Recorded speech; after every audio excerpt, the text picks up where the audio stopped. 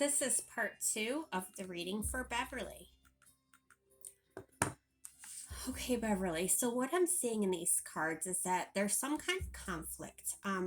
There's this conflict that's going on with your family, but there's also some kind of conflict within your romantic life right now. While this does feel like this is more mentally than verbally, if this makes sense, a lot of this inner turmoil, this conflict is within your mind. Not that it's untrue, but a lot of what's playing out is within your thoughts. There is some communication issue, some kind of tension that's going on, and you keep finding yourself kind of caught up in the concerns of other people. And this leaves you uncertain about where you stand with them and also within yourself. It also feels like there's some kind of transition happening within family and within relationship. Um, Almost like a family member has possibly moved or relocated. Also, I feel like there was an end of a romantic interest um, that's transitioning into a friendship level or just fading off and going away. So this may add to some of the discomfort that you're feeling right now. It's definitely a time of upheaval for you in a few different ways. And it's important to remind yourself that this is a very important transition because it's going to start a growing process for you and a much needed one. And so while it's unsettling and you're feeling out of balance, it's important to keep that in mind. I feel like you really are seeking closure from a relationship or a recent love interest. There's some unanswered questions that you have, and you're still emotionally attached and invested in some ways, and yet you want to move on in some others. So it's kind of like you fear this as much as you're embracing it. It also feels like you have some old thought patterns and behaviors in regards to this that are holding you back. I feel like you've been in this situation before. It also feels like, Beverly, as a coping mechanism, you're choosing something that's giving you some instant gratification. Um,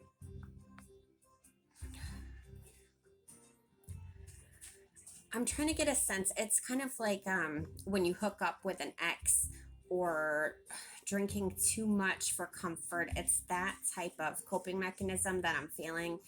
This is something that you need to acknowledge because this pattern seems to have a hold on you and be a repeating pattern for you.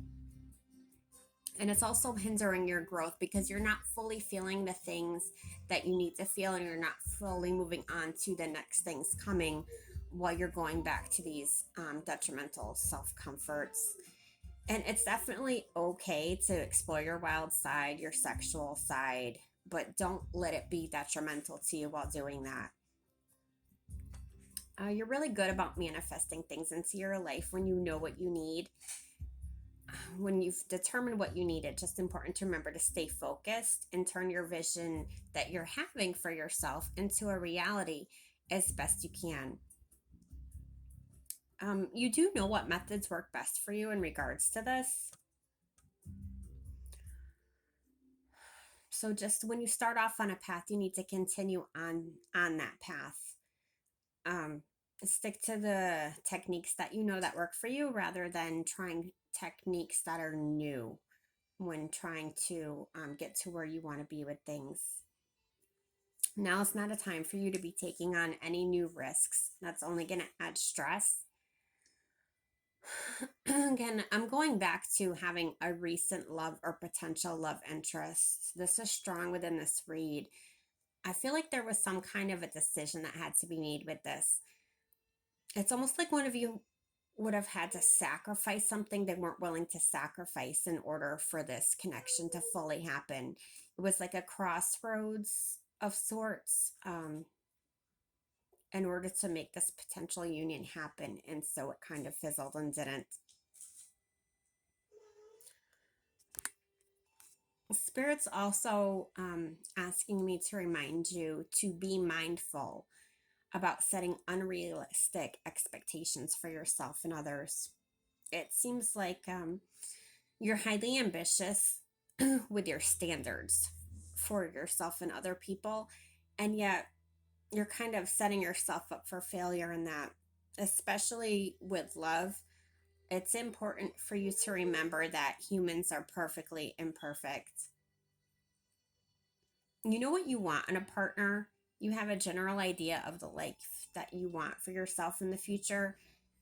And you have the skills and capabilities and resources to accomplish much of that on your own.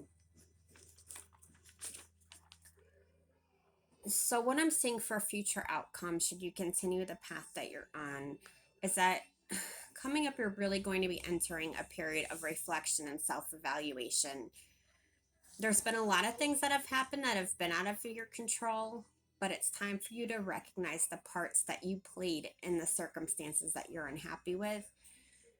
You've kept something secret or hidden from others around you and even from yourself because you kind of fear the judgment and the stigmas attached behind it.